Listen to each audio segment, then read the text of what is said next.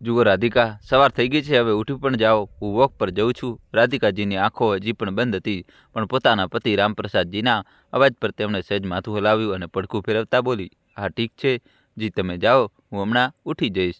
જો રામપ્રસાદજી જવા લાગ્યા તો અચાનક તેમને કંઈક યાદ આવ્યું. તેઓ પાછા ફર્યા અને પોતાનું પર્સ ઉઠાવતા બોલ્યા, અરે હા, ગઈકાલે રાત્રે તું કહેતી હતી ને કે તમે સમોસા ખાવાનું મન થઈ રહ્યું છે. હું આવતી વખતે રસ્તામાંથી તાજા સમોસા લેતો આવીશ. ત્યાં સુધી તું પૂજાપાઠ કરી લેજે. એટલું કહીને રામપ્રસાદજીએ દરવાજાની પાછળ લટકાવેલ પોતાનો થેલો ઉતાર્યો અને બહારની તરફ નીકળી ગયા. વોક પરથી પાછા ફરતી વખતે એક જૂની લારી જ્યાં સવારમાં ભીડ લાગી જતી હતી. રામપ્રસાદજી તે ભીડમાં સામેલ થઈ ગયા અને પહેલાંથી જ પૈસા કાઢતા બોલ્યા, ભૈયા, 2 ગરમા ગરમ સમોસા પેક કરી લેજો. ત્યારે પાછળથી કોઈ અવાજ આવ્યો, અલા ઓ રામપ્રસાદભાઈ, ડાયટિંગનો નવો તરીકો શરૂ કર્યો છે કે શું? સવારમાં જ સમોસા? ત્યારે રામપ્રસાદજીએ ચોંકીને પાછળ જોયું તો તેમના જૂના મિત્ર અને પાડોશી મોહનજી ઊભા હતા. રામપ્રસાદજી હસતા બોલ્યા, અરે ના યાર, એવી કોઈ વાત નહીં. તું તો જાણે જ છે, હું તો આ બધી વસ્તુઓથી દૂર રહું છું, તો પછી આ સમોસા શા માટે? મોહનજીએ આંખ દબાવીને પૂછ્યું તો રામપ્રસાદજી મલકાતા બોલ્યા, તારા ભાભી રાધિકા માટે. ગઈકાલે રાત્રે કહેતી હતી કે સમોસા ખાવાનું મન થઈ રહ્યું છે, તો વિચાર્યું આજે વોક પરથી પાછા ફરતી વખતે લેતો આવું. બહુ કંઈ નહીં, બસ 2 સમોસા લીધા છે તેનું દિલ રાખવા માટે. અચ્છા, હવે સમજો, પ્રેમનો જૂનો નુસ્ખો. મોહનજીએ હસતા કહ્યું. તો રામપ્રસાદજીએ થેલો પકડતા કહ્યું, આ ઉંમરે હું જાતે ખાઈ લઉં તો પણ ફરિયાદ અને ન લાવું તો પણ ફરિયાદ. વિચાર્યું કે કેમ ના આજે પત્ની માટે એક સારી સવાર બનાવી દેવાય. ત્યારે મોહનજીએ હસતા રામપ્રસાદજીના ખભા પર હાથ મૂક્યો. એકદમ સાચી વિચાર છે મિત્ર, બસ આજ મીઠાશ બની રહે હંમેશા. અચ્છા ચાલ, હું નીકળું છું, નહીં તો તારા ભાભી રૂકમણી પૂછશે કે ક્યાં અટકી ગયા આટલી વારથી. ચાલ ઠીક છે, સાંજે મળીએ ચોક પર. એટલું કહીને મોહનજી ત્યાંથી જતા રહ્યા. તો રામપ્રસાદજીએ ગરમા ગરમ સમોસાનું પેકેટ લીધું, થેલામાં મૂક્યું અને દુકાનના ખૂણા પર ઊભા રહીને એકવાર સ્મિત કર્યું અને વિચાર્યું કે આજે તો રાધિકાજીના ચહેરા પર સ્મિત આવી જશે. આ વિચારતા તેઓ જેવા ઘરે પહોંચ્યા તો તેમના ચહેરા પર સવારની તાજગી અને આંખોમાં રાધિકાજીનું સ્મિત જોવાની ઉત્સુકતા સાફ ઝલકી રહી હતી. રાધિકા, જુઓ, હું સમોસા લેતો આવ્યો છું. તેમણે દરવાજો બંધ કરતા અવાજ આપ્યો, પણ અંદરથી કોઈ હલચલ ન થઈ. તેમણે થેલો ટેબલ પર મૂક્યો અને સીધા રૂમમાં પહોંચી ગયા. પલંગ પર રાધિકાજી તે જ રીતે સૂતા હતા જે રીતે તેઓ તેમને સવારે છોડીને ગયા હતા. દોસ્તો, કહાની છેલ્લા સુધી જોજો. રામપ્રસાદજીએ સહેજ ચીડાતા કહ્યું, વાહજી વાહ, તમે તો હજી સુધી ઘોડા વેચીને સૂઈ રહ્યા છો. શું વાત છે, આજે ઉઠવાનું મન નથી કે શું? પણ જ્યારે રાધિકાજી ન ઉઠ્યા તો તેઓ પાસે આવીને પલંગના કિનારે બેઠા અને પ્રેમથી બોલ્યા, જુઓ, ગરમા ગરમ સમોસા લેતો આવ્યો છું. હવે તો ઉઠી જાઓ અને આજે પૂછાપાઠ કર્યા વગર જ ખાઈ લો, નહીંતર ઠંડા થઈ જશે. આ કહેતા તેમણે જેવા રાધિકાજીના હાથને અડીને હલાવવાનો પ્રયાસ કર્યો તો હાથ એકદમ ઢીલો થઈને પલંગના કિનારે લટકી ગયો. રામપ્રસાદજીનો હાથ ત્યાં જ થમી ગયો. ચહેરાનું સ્મિત જાણે સ્થિર થઈ ગયું. એક પળ માટે તેમણે વિચાર્યું, કદાચ રાધિકાજી મજાક કરી રહ્યા છે કે ગાઢ ઊંઘમાં છે. રાધિકા, ઉઠો ને, જુઓ ને, સમોસા ઠંડા થઈ જશે. હવે તેમના અવાજમાં ધ્રુજારી હતી. તેમણે રાધિકાજીનો ચહેરો પોતાની તરફ કર્યો. જુઓ રાધિકા, મજાક ન કરો, હું સમોસા લાવ્યો છું. રામપ્રસાદજીની આંખોમાં આંસુ વહેવા લાગ્યા. તેઓ એકવાર ફરી રાધિકાજીનો હાથ પકડતા બોલ્યા, પણ હવે તો હાથ માત્ર એક નામ બની ચૂક્યો હતો. તેમણે ધ્રુજતા હાથે પોતાના આંસુ લૂછ્યા અને લથડતા પગે દરવાજા સુધી પહોંચ્યા અને ત્યાંથી જ ભારે અવાજે પોતાના દીકરાને પુકાર્યો, સુનિલ, હો સુનિલ, બેટા જરા નીચે આવ, તારી માં ઉઠી નથી રહી. હવે શું થઈ ગયું છે પપ્પા? સવારમાં શાંતિથી સૂવા પણ નથી દેતા. આટલું બધું શા માટે બૂમો પાડી રહ્યા છો? રામપ્રસાદજીની આંખો દરવાજા પર ટકેલી હતી કે કદાચ દીકરો દોડતો આવશે, પણ ત્યાં માત્ર અવાજ ગુંજ્યો. થોડી વારમાં સુનિલ સીડીઓ ઉતરતા આવ્યો. તેના ચહેરા પર કોઈ ગભરાટ ન હતો, પરંતુ ચીડ સાફ દેખાઈ રહી હતી. તે સીધો દરવાજા પાસે આવીને અંદર જોયું તો રાધિકાજી તે જ રીતે ચૂપચાપ સૂતા હતા. ત્યારે રામપ્રસાદથી ધ્રુજતા અવાજે બોલ્યા, બેટા, તું ડૉક્ટરને ફોન કરી દે, હવે કોઈ ફાયદો નથી રહ્યો પિતાજી. માં હવે આ દુનિયામાં નથી રહી, માં મરી ગઈ છે. સુનિલના મોઢેથી આ સાંભળીને રામપ્રસાદજીની આંખોમાં વહેતા આંસુ ચૂપચાપ ચીખી રહ્યા હતા. રાધિકા, તું આમ કેમ ચાલી ગઈ? હવે હું તારા વગર કેવી રીતે જીવીશ? ત્યારે પાછળથી સુમન આવી, હાથમાં મોબાઈલ ફોન અને ગ્લાસમાં અડધી ચા. પછી પોતાની સાસુની તરફ જોઈને કડક હાસ્ય સાથે બોલી, શું થયું? હજી માજી ઉઠ્યા નથી કે શું? મરી ગયા કે શું? ચાલ સારું છે, હવે રોજ રોજની નાટકબાજી નહીં જોવી પડે.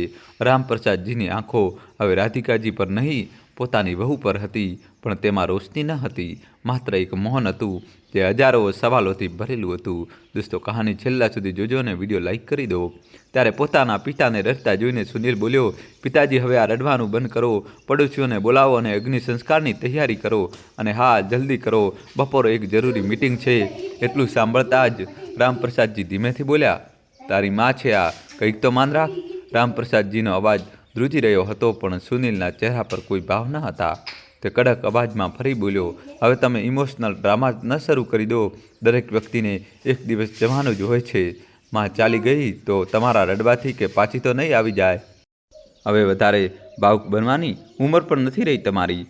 રામપ્રસાદજીની આંખોમાંથી આંસુ ચૂપચાપ પડતા રહ્યા. તેમણે કોઈ જવાબ ના આપ્યો. ત્યારે સુમન પણ બોલી પડી, અને સાંભળો, અમારાથી કોઈ આશા ન રાખતા. મારી પાસે એમ પણ સમય નથી આ અગ્નિ સંસ્કાર, નહાવાનું ધોવાનું કરવાનું અને એક તરફ બેસીને રડવાનું. મારે સાંજે પાર્લર જવાનું છે. પૂનમના લગ્ન છે, તો જલ્દી પતાવો આ બધું. રામપ્રસાદજી પોતાની પત્નીને જોતા રહ્યા, જેમની સાથે ઉંમરની દરેક ઋતુ વિતાવી હતી, અને હવે તે ચૂપ પડી હતી. કદાચ આ બેરુખીઓને જોવા પણ નહોતી ઈચ્છતી. થોડી જ વારમાં પાડોશની સ્ત્રીઓ આવી ગઈ. એકે પૂછ્યું, ભાઈ સાહેબ, શું થયું રાધિકાબેનજીને? રામપ્રસાદજીએ ધીમેથી કહ્યું, ઉઠ્યા નહીં સવારથી, બસ સૂતા જ રહી ગયા. કોઈએ ધીમેથી તેમના ચહેરા પર સફેદ ચાદર ઉડાડી દીધી. રામપ્રસાદજી આંખોમાં આંસુ સાથે બસ એક તરફ શિલ્પ બનીને બેઠા હતા. દોસ્તો, કહાનીમાં ટ્વિસ્ટ આવશે, છેલ્લા સુધી જોજો. થોડીવાર પછી રાધિકાજીના અગ્નિ સંસ્કાર કરી દીધા.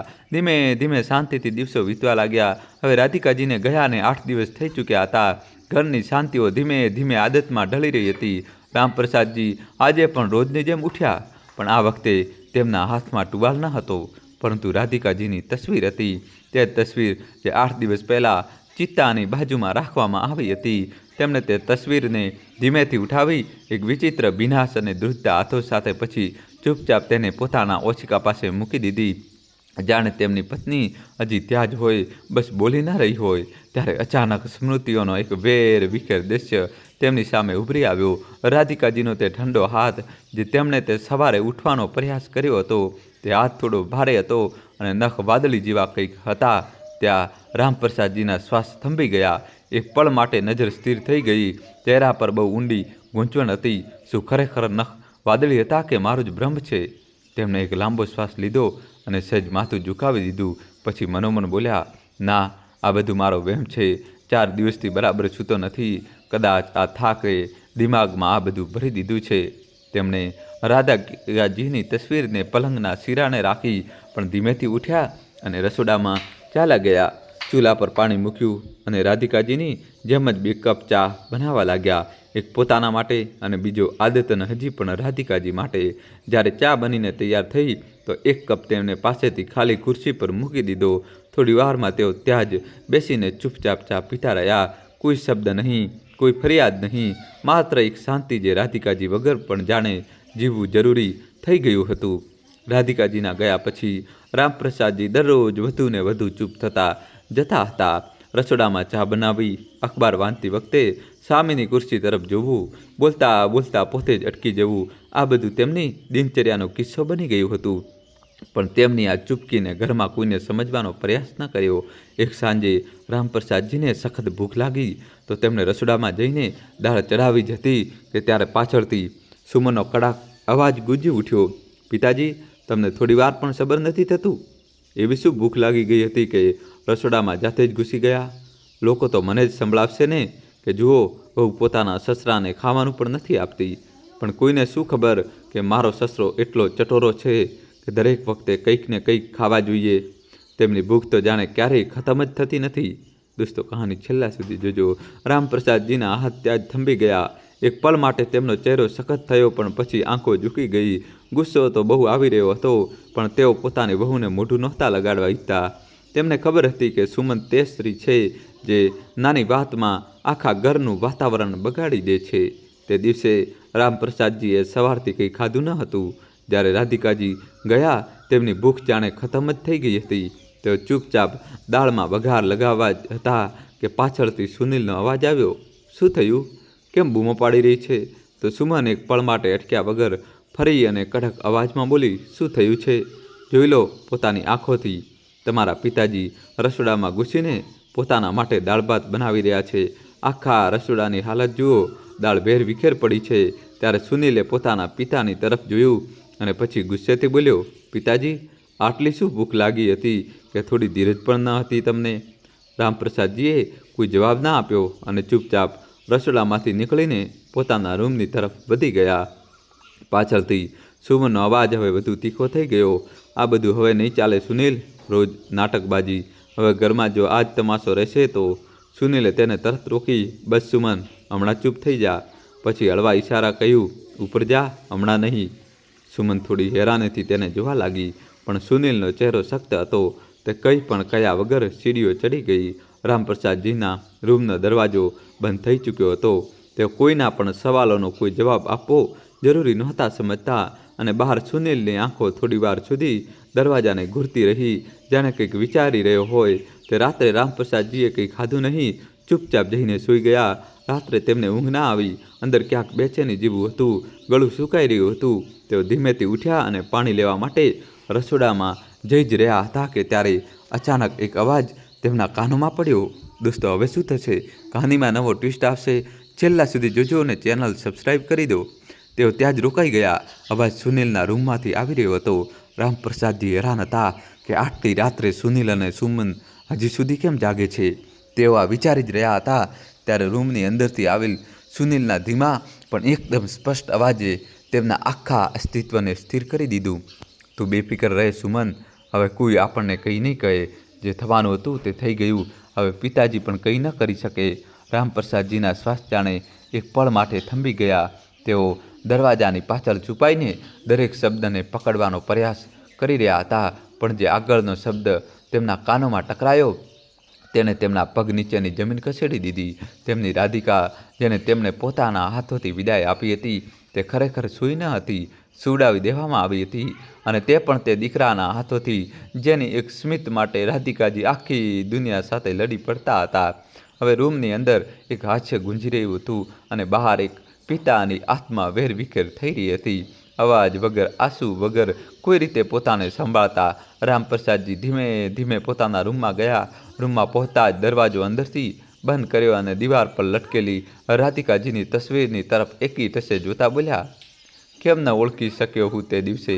તારા પર શું વીતી હશે?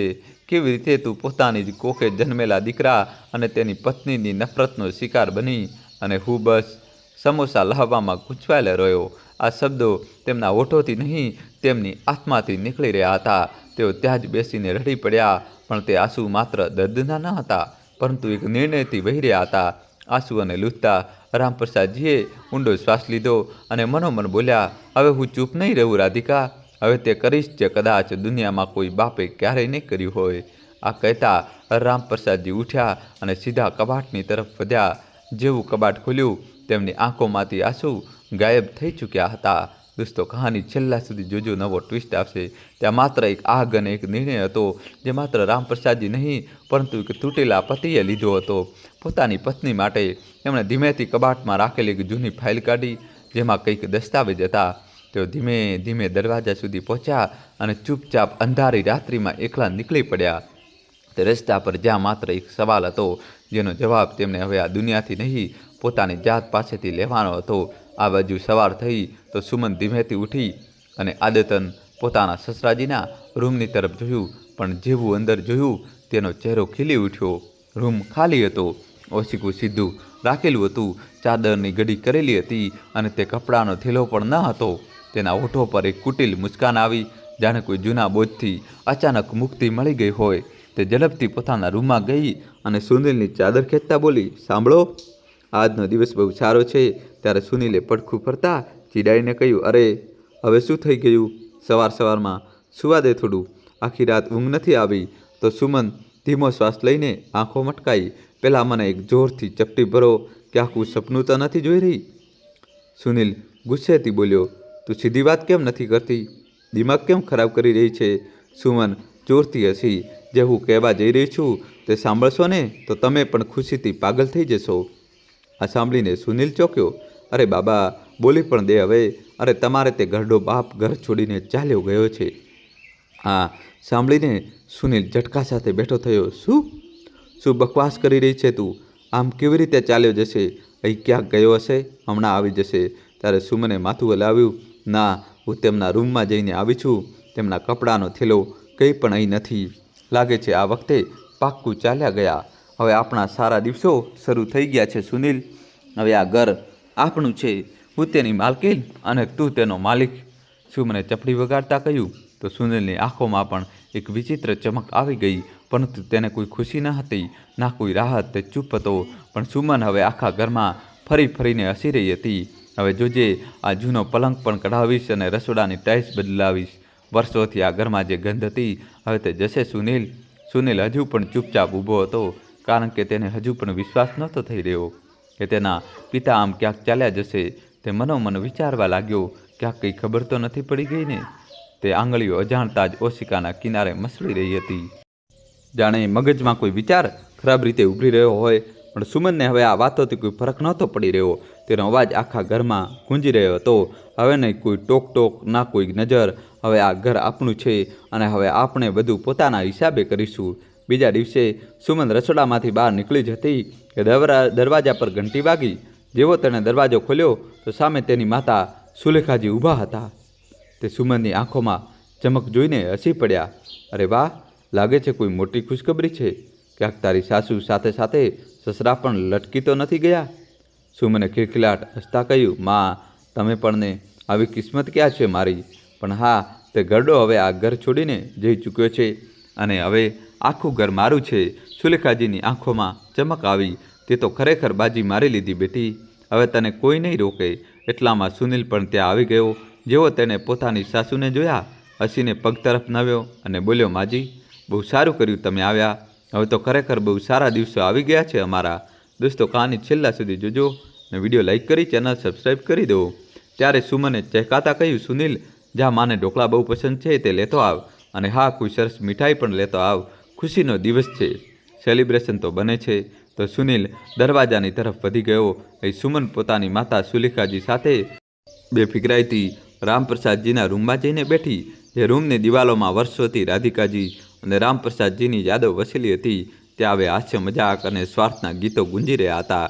થોડી વારમાં સુનિલ સમોસા, મીઠાઈ અને સુલેખાજીના પસંદના ઢોકળા લેતો આવ્યો.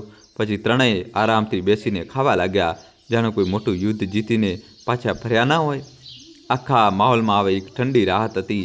આ દરમિયાન સુલેખાજીએ એક ઊંડો શ્વાસ લીધો અને હસતા બોલ્યા, એમ તો બેટા તમારે બંનેને માનવું પડશે. એટલી સુંદરતાથી તમે બધું કરી નાખ્યું. મને તો આજે પણ વિશ્વાસ નથી થતો કે તમે સુમન સાથે મળીને પોતાની માને ઉપર પહોંચાડી દીધી. દોસ્તો, કહાની છેલ્લા સુધી જોજો. હવે નવો ટ્વિસ્ટ આવશે. રૂમમાં એક પળ માટે એક વિચિત્ર શાંતિ છવાઈ ગઈ. પછી સુમને ખિલખિલાટ હસતા કહ્યું, શક થશે કેવી રીતે માં? છેવટે પ્લાનિંગ પણ તો તમારી જ હતી ને? અને એટલી પરફેક્ટ કે બધું જાણે રિહર્સલ મુજબ જ થયું. સુલેખાજીએ સ્નેહભરી ચાલાક મુસ્કાન સાથે સુમનની પીઠ થપથપાવી અને બોલ્યા, બેટા, તારા માટે તો હું કંઈ પણ કરી શકું છું.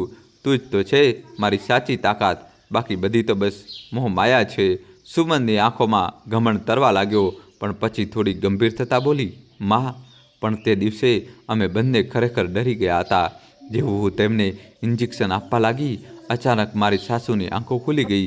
તે ચીસ પાડવા જઈ રહી હતી કે સુનિલે ઝપટ મારીને તેમનું મોં બંધ કરી દીધું. સુલેખાજી ચોંકી. શું? પછી શું થયું? આ વખતે સુનિલ બોલ્યો. કહેતા સમયે સૌથી મોટો ડર એ હતો કે જેવું બધું થયું, બહારથી તે ગઢાનો અવાજ આવી ગયો. તે મોર્નિંગ વોક પરથી પાછા ફર્યા હતા અને ઉતાવળમાં તે ઇન્જેક્શન મારા હાથમાંથી છૂટીને પલંગ નીચે જઈને પડ્યું. તે જ વાત અમને ખાઈ રહી હતી. સુમને હસતા વાત પૂરી કરી.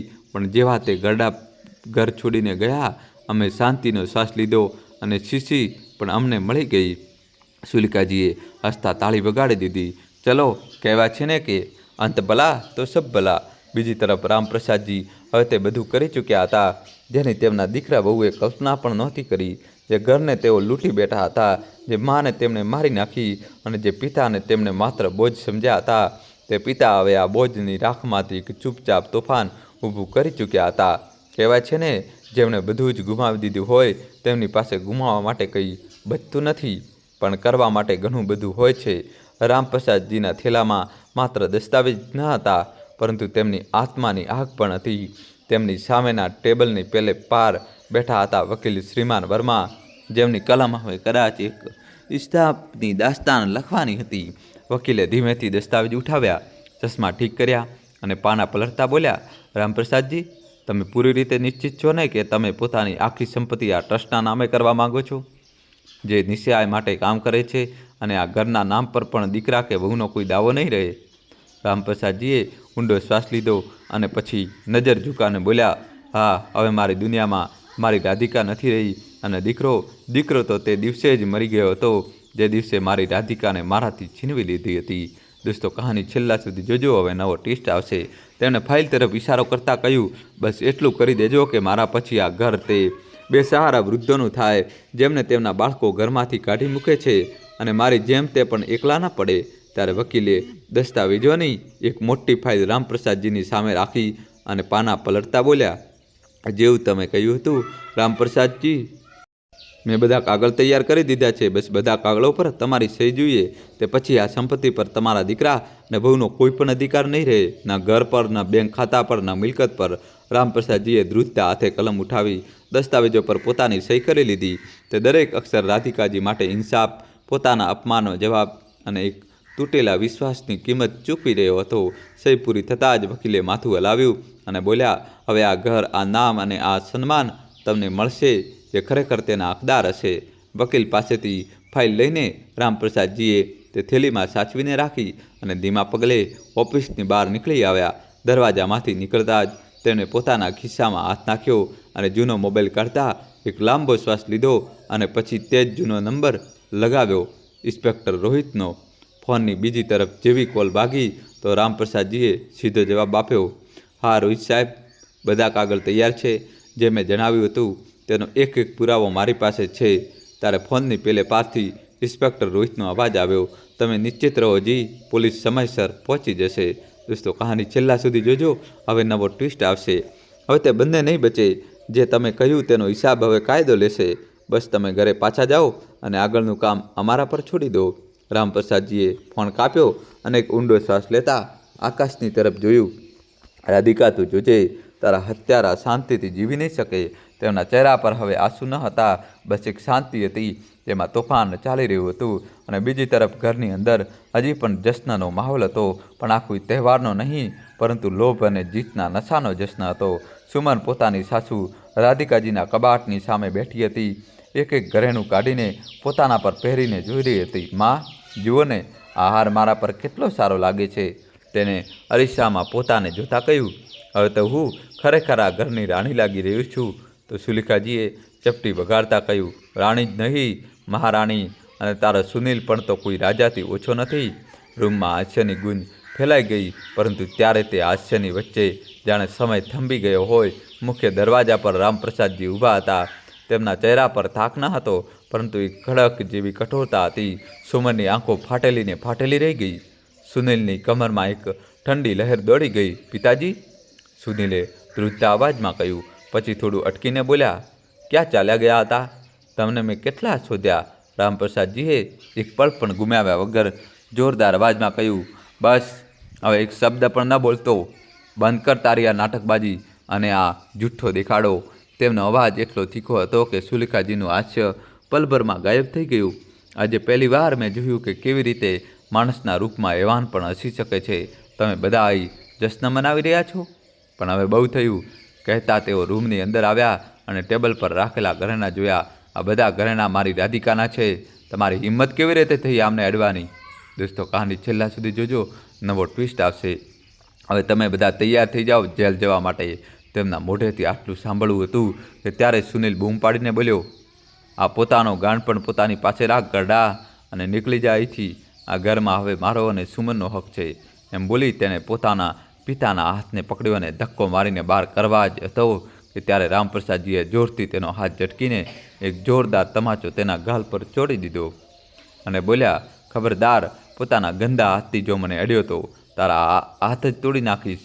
તેમની આંખોમાં હવે આંસુ ન હતા, બસ એક એવી આગ હતી જે બધું સાફ કરી દેવા તૈયાર હતી. ત્યારે ઘરની બહાર એક સાયરનનો અવાજ સંભળાયો. પોલીસ આવી ચૂકી હતી. દોસ્તો, જલ્દીથી વિડીયો લાઇક કરી ચેનલ સબસ્ક્રાઈબ કરી દો અને છેલ્લા સુધી જોજો. રામપ્રસાદજી થોડા પગલાં આગળ વધ્યા અને બોલ્યા, રહી વાત આ ઘર પર હકની, તો હવે આ ઘર પર તમારો કોઈ હક નથી. રૂમમાં સન્નાટો છવાઈ ગયો.